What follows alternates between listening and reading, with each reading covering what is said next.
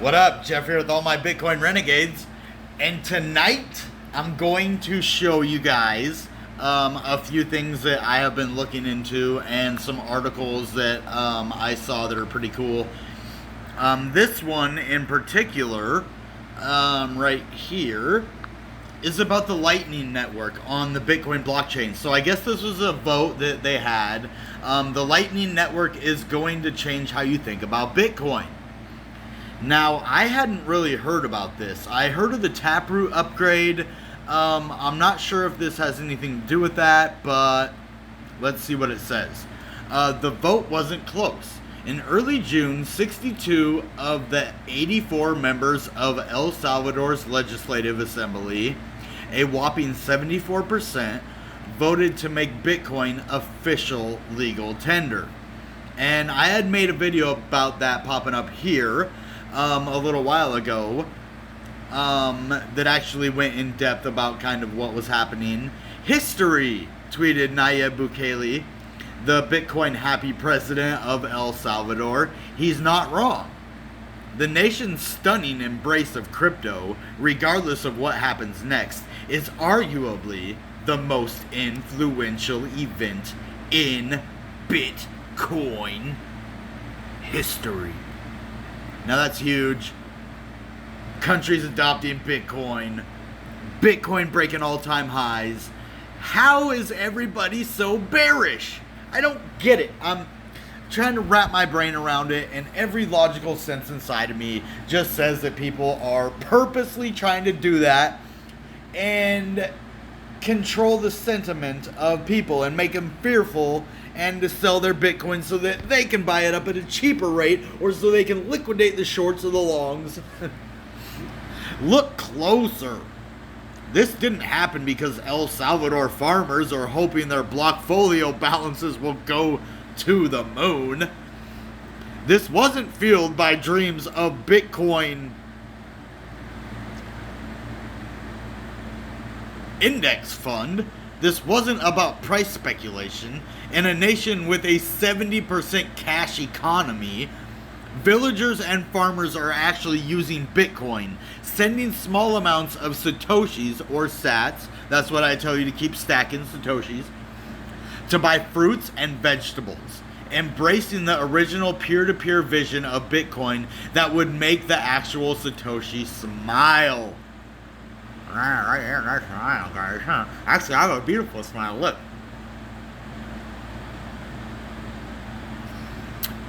Don't smoke cigarettes. It'll make your teeth fall out. Don't do drugs. Yeah.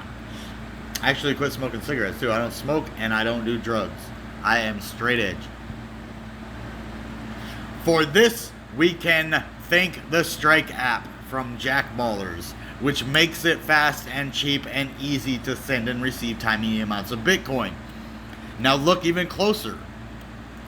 Strike, in turn, is powered by the Lightning Network, which crypto geeks know as the Layer 2 protocol that basically settles transactions off-chain through a growing network of user-hosted channels and nodes that exponentially cuts down the time and fees to send Bitcoin.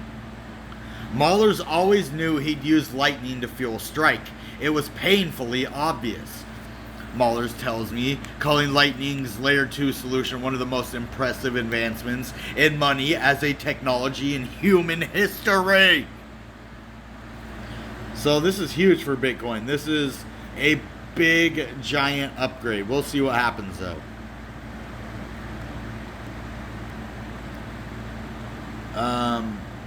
Lightning is the engine that's driving this burst of Bitcoin adoption, and you could make a good case that the Lightning Network is the most important project for the most important asset in all of blockchain. Yet the actual team that's building Lightning, led by CEO and co-founder Elizabeth Stark, is almost oddly off the radar. Lightning even somehow feels underrated. Hey guys, does that sound familiar? I think the Bitcoin Renegade community is way underrated. I think Girl Gone Crypto is way underrated. I think a lot of us crypto YouTubers are underrated for the amount of talent that we have.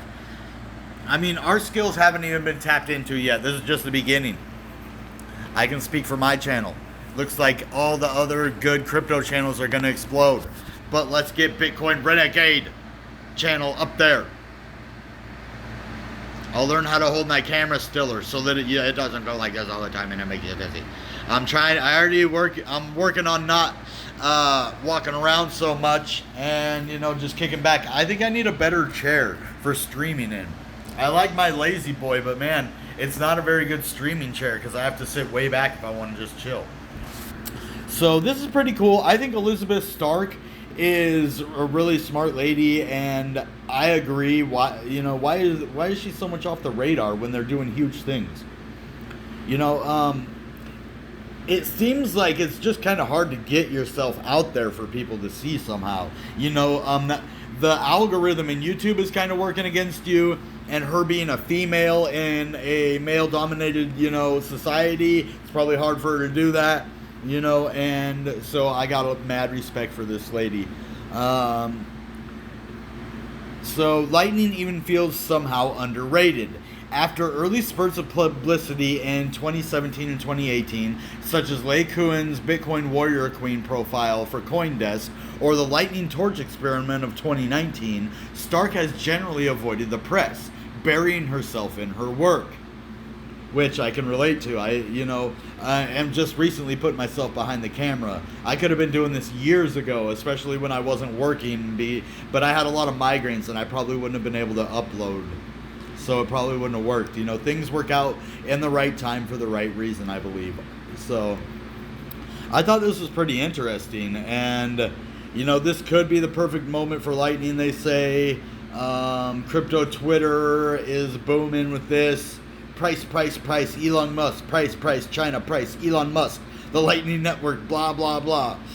So, crypto Twitter's a crazy place. So, we're going to blow up Bitcoin Renegade community. We're going to have better music because all of my cat videos that I use music on, I'm going to start collaborating with people on these. It depends. I'm waiting for sponsors. That's the only thing holding me back right now. I want to get my channel sponsored. We're going to be to 1,000 in no time. And then people are going to be really wanting to sponsor me. They're going to be asking me. But I don't know. If you don't want to join me when I ask you, we're going to be at 1,000 in no time. If they can't see that, then I don't know if I want to work with them. I'm asking them to see the potential in me, the potential in the channel, the potential in the community we've already built, right? I already have four entries into the logo competition. That's a lot of interest because I'm sure there's like hundreds and, even a few thousand people that watch this channel that aren't participating. So those that are, show that we're getting a lot of engagement from the community. We're starting to grow together, and we're having an amazing interaction with our community. So I want to go into this other bit of news on Decrypt. This is basically just diving deeper into that Bitcoin adoption in these countries. In brief, 3 countries have emerged as leaders in creating crypto-friendly regulation. Switzerland has emerged as a hub for protocols, whereas Singapore has dominated Asia's fintech scene. Previous frontrunners Estonia and Malta have made it harder for crypto companies to establish themselves in those respective countries. Excuse my talking, guys. I'm not used to not having my lower teeth here, so I have to kind of learn how to talk again. And then once I get my teeth fixed, I'm going to have to learn how to talk again without lisping. But just bear with me here. We'll get through this together as a community. I'm already not as self-conscious as I was when I first was doing videos without my teeth. I was like doing it down here, trying to not let you see it. Well, whatever, man. You guys see me at my best and my worst. That's what it is to be a crypto YouTuber or a YouTuber in general. I'm going to create more channels later on. I already have one. I'm going to give away money to my family. We're going to do competitions and stuff. A little bit like Mr. Beast, but not a lot. It's going to be like crypto-based competitions. I might do like trivia. It's not going to be, like put your hand on a car for 10 days. But it's probably going to be like an obstacle course and crypto trivia. something where they have to earn the money, and whichever one wins gets to earn it. So we're going to do giveaways all the way up to 100,000 subscribers. I'm waiting for the sponsors. They're going to be the ones that determine how much I give away, what I give away. We're giving away 6,000 in crypto. I'm already reaching out to the sponsors. Hopefully they will back us up, because $6,000 is a lot of money and I can't do it by myself. So we will get to 100,000 subscribers if we can get great sponsors on the way. We will definitely, give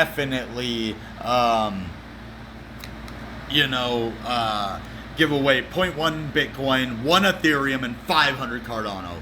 So, back to this. Several countries have emerged as leaders in creating fertile ground for crypto companies to establish offices and legal entities. Before it legalized the operations of exchanges, allowing citizens to mine, buy and trade currencies, or greenlighting banking licenses for DeFi projects.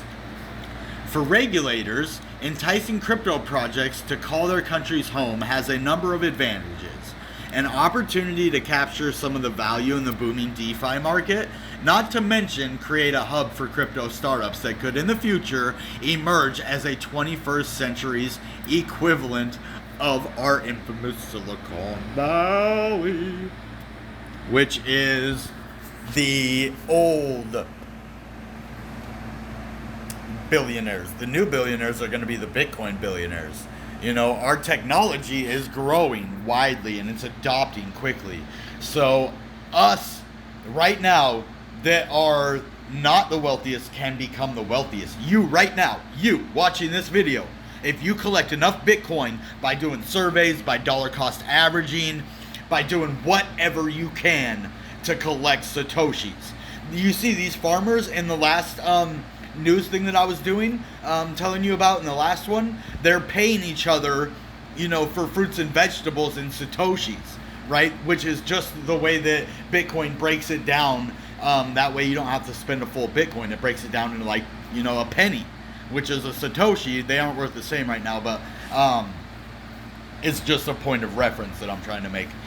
So basically you stack those satoshis, make as much as you can, and one day if you can hold on to those, don't put as much as don't put more than you can afford to lose. Don't put more than you can afford not to take out of there. If you end up in trouble, always keep some money in an envelope. Put it to the side. Even get a couple of them if you have to, and put them to the side and say, this is for this is for that, and don't go off of that. And do it for Bitcoin. That will help you establish in your brain a neural pathway that helps you to save your money and to cut costs instead of splurging. And that way you can grow wealth for the future. Okay? Now, when it comes time to sell at 60,000, you better start selling. Or at 100,000. It's time to at least consolidate your profits and take some money. If you haven't learned anything from me, learn that. Not financial advice, common sense. I love that. That should be my saying. Not financial advice, common sense. But there are currently 2 countries and 2 states that appear to have welcomed crypto most openly, but others are not far behind. So Singapore. Historically, Hong Kong has been the dominant financial center of Asia. But in the recent years, thanks to China's increasingly aggressive stance toward bringing the former British colony into Beijing's orbit, Singapore has emerged as Asia's new financial powerhouse. While Singapore has been the direct beneficiary of turbulence across the South China Sea, it has been hot on Hong Kong's heels for years. Hiya! The city-state has been working tirelessly to make the country the place for Asia to do business.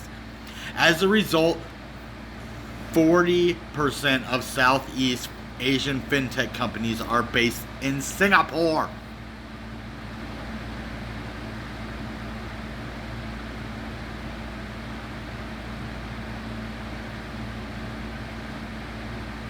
So, yeah, Singapore's a city-state. According to the World Bank, Singapore ranks second in the world for doing business, just behind New Zealand. That's amazing. The country has extended that courtesy to crypto companies too. The likes of KuCoin, Kyber Network, CoinGecko, Zilliqa, Engine, Elf, and Qtum. All call the country home. According to the FinTech Times blockchain map, 234 blockchain companies are now operating in the country, having added 91 newcomers in 2020. That's pretty cool, man. Good job, Decrypt, again. I'm really liking articles in Decrypt. They really have a lot of good information in here.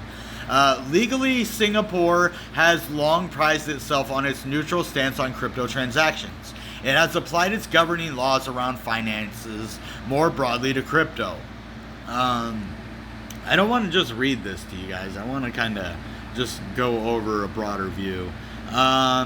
So basically, Singapore is a good country for crypto, one of the top, obviously, lots of blockchain companies. And then we get to Switzerland. Like Singapore, Switzerland's emergence as a crypto hub has been built off the back of its standing in the traditional financial world. Its stable political environment, large established financial sector, and open stance to foreigners setting up businesses in the country, paired with some of the lowest tax rates anywhere in Europe, has made it attractive for big companies and startups too. In a recent survey, the Central European country was named the third best place to start a company, behind the UK and Germany. It's also a hub for crypto projects too. So all of these are hubs in the Swiss, country.